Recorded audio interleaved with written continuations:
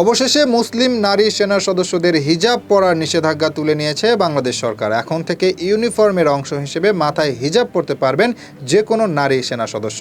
সম্প্রতি সেনা কর্তৃপক্ষের এক অফিস আদেশে এ বিষয়ে নীতিগত সিদ্ধান্ত নেওয়ার কথা জানানো হয়েছে, যেখানে নারী সেনা সদস্যদের জন্য হিজাব পরার বিষয়টি ঐচ্ছিক করে দেওয়া হয়েছে বলে জানা গেছে।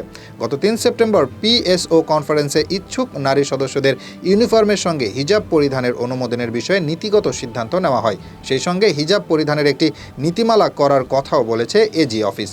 তবে হিজাবের কালার এখনও নির্দিষ্ট করে দেওয়া হয়নি। বাংলাদেশের নারী সেনা সদস্যদের হিজাব পরার অনুমতি দেওয়ার ঘটনা এবারই প্রথম, যে কারণে সরকারের এই সিদ্ধান্ত নিয়ে সামাজিক যোগাযোগ মাধ্যমে চলছে নানা আলোচনা ও সমালোচনা। অনেকেই বলছেন, ভারতসহ বিশ্বের বিভিন্ন দেশে যখন মহিলাদের হিজাব পরা নিয়ে আপত্তি ও বিতর্ক চলছে, সেখানে দৃষ্টান্ত স্থাপন করল ইউনূস সরকার।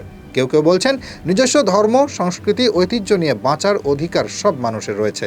ফলে নারী সেনাদের হিজাব পরার এই সিদ্ধান্তের মাধ্যমে সেই অধিকারকে সরকার সম্মান জানিয়েছে বলে মনে করছেন তারা।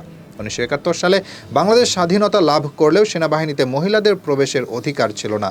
এরপর 2001 সালে প্রথমবারের মতো মহিলাদের সেনায় প্রবেশের অনুমতি মেলে। তবে চিকিৎসা ও শিক্ষা সংক্রান্ত বিভাগেই প্রথমে এই নিয়োগ করা হতো।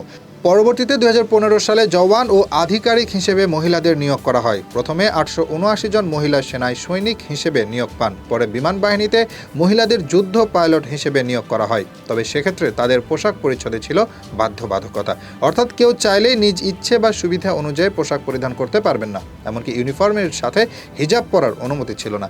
তবে এবার সে নিষেধাজ্ঞা কাটায় দারুণ খুশি সেনাবাহিনীর নারী সদস্যরা। প্রসঙ্গত, বাংলাদেশের 90 দশকের আগে পর্যন্ত নারীদের মধ্যে হিজাব পরার প্রচলন কম থাকলেও বর্তমানে স্কুল, কলেজ থেকে শুরু করে অফিস, আদালত সহ প্রায় সব জায়গাতেই হিজাব পরা নারীদের সংখ্যা চোখে পড়ার মতো।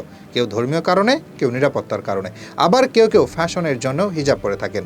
এছাড়া বিশ্বায়নের কারণে মধ্যপ্রাচ্য সহ অন্যান্য দেশের মুসলিমদের জীবনধারার প্রভাব পড়ছে বাংলাদেশে।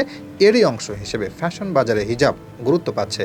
তবে হিজাবকে মুসলিম নারীদের পর্দার একটি বিষয় ধরা হলেও বাংলাদেশে হিজাব পরায় রাষ্ট্রীয় কোনো বাধ্যবাধকতা নেই। যদিও বিষয়টি নিয়ে মাঝে মাঝে দেশের বিভিন্ন প্রতিষ্ঠানে অস্থিরতা তৈরি হয়, তবে তা সাময়িক। দর্শক, আজ এ পর্যন্তই। পরবর্তীতে দেখা হবে নতুন সব তথ্য নিয়ে। ততক্ষণ পর্যন্ত ভালো থাকুন, সুস্থ থাকুন, দূরবীন নিউজের সাথেই থাকুন। ধন্যবাদ।